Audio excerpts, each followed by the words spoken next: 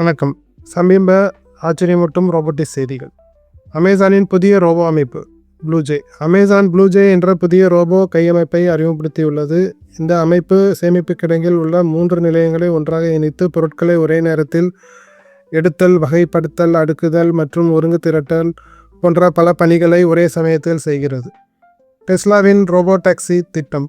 Elon Musk கூறுகையில், 2025ஆம் ஆண்டு முடிவதற்குள் Tesla தனது ரோபோ டாக்ஸிகளில் இருந்து பாதுகாப்பு கண்காணிப்பாளர்களை, அதாவது செயலி டிரைவர், நீக்கி 8 முதல் 10 புதிய சந்தைகளில் முழுமையான ரோபோ டாக்ஸி சேவையை தொடங்க திட்டமிட்டுள்ளது.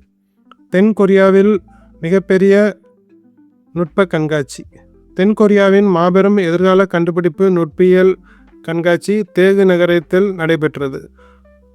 2000 காட்சிக்கூடங்களில் பறக்கும் வாகனங்கள், அதாவது ஃப்ளையிங் டாக்ஸிகள், மனித உருவ ரோபோக்கள் மற்றும் சுயாட்சி வாகனங்கள் காட்சிப்படுத்தியுள்ளது.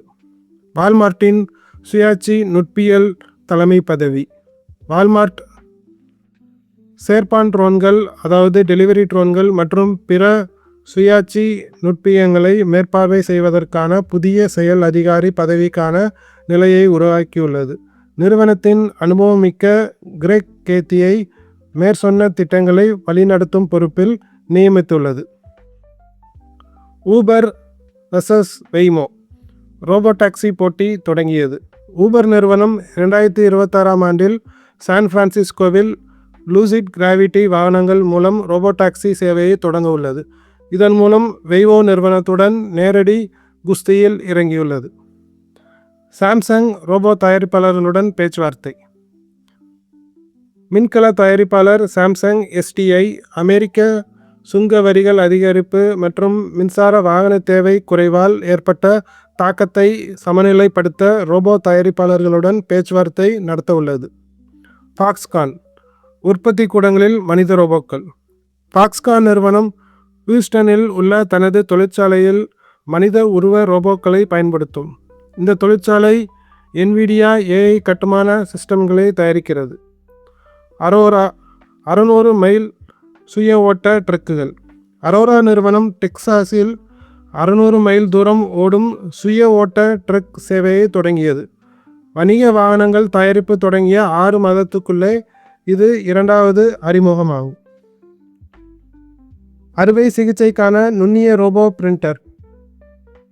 மெக்கில் பல்கலைக்கழக பொறியாளர்கள் குரல் தண்டுகளில் திசுக்களை மீண்டும் உருவாக்கும் அறுவை சிகிச்சைகளில் பயன்படுத்தக்கூடிய 2.7 மில்லிமீட்டர் அளவு மட்டுமே உள்ள நுண்ணிய ரோபோ பயோ பிரிண்டரை உருவாக்கியுள்ளனர். ரோபோ 1.4 டன் காரை இழுக்கிறது. பெய்ஜிங்கின் BAAI ஆராய்ச்சி மையம் யூனிட்ரி G1 ரோபோவை பயன்படுத்தி 1.4 டன் எடையுள்ள காரை இழுக்க செய்து காண்பித்தது. இது ரோபோவின் இழுவை சக்தியை சாத்தியப்படுத்தியுள்ளது.